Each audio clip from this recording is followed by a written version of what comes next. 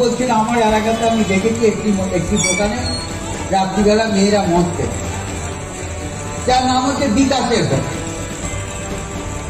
আমি খবরটা পাওয়ার পর আমি দুদিন পর পর রাত্রিবেলায় গেছি যে কোন মেয়েরা হোটেলে মদ খেতে যায় বা দেখা যায়। আমি হোটেলওয়ালাকে বলে এসেছি এখন থেকে কোনো মহিলাই হোটেলে মদ খেতে যাওয়া যায়।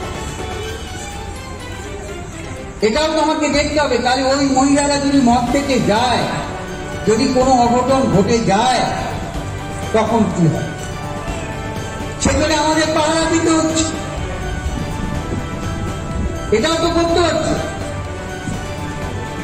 একটা ঘটনার কথা বলি, এই বৃষ্টির সময় কালকে রাত্রিবেলাতে একটি জায়গাতে দুটি ছেলে একটি মেয়ে, রাত তখন 2টো,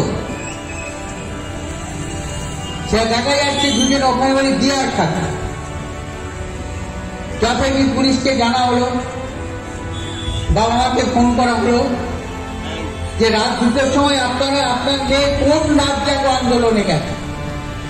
পুলিশ এসে তুলে নিয়ে গেল।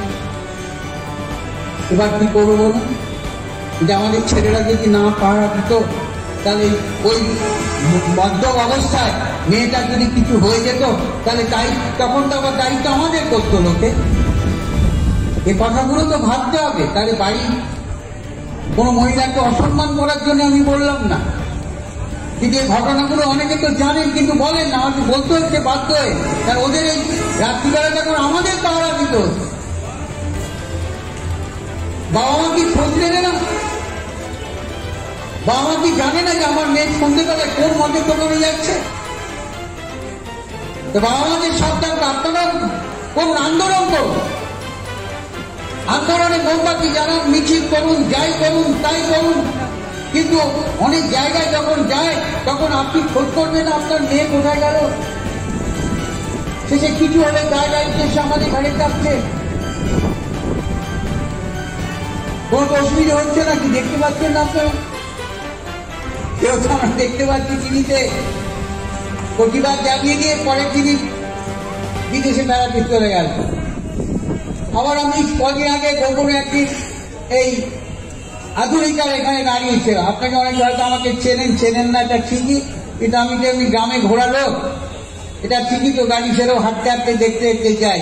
আমিও কাল না একদিন সন্ধ্যেবেলা আধুনিকার সামনে দাঁড়িয়েছিলাম, খেয়াল করছিলাম যারা বলছিল পুজো আর মন থেকে নিঃসন্দেহে একটা দুঃখের ঘটনা, অনুতাপের ঘটনা, কিন্তু সবচেয়ে প্রতিবাদী মুখ যখন দেখি আধুনিকাতে বড় বাজার করে ফিরছে জায়গাতে, তাই দেখছি। আমি নিজে না রেখে তো বলতে পারবো না, আমি তো দেখি এই চরিত্রটা খারাপ লাগে, মনটা খারাপ হয়ে কালকে আজকে আর খারাপ হয়। আমি দেখছি বড় বড় দোকানগুলোতে কদিন ধরে গণেশ ঠাকুর জানেন আমি গোপনে হানা মারছি, দূরে দাঁড়িয়ে থাকছি, চা খাওয়ার নাম করে দিই, কে বাজার কিনতে দেখি।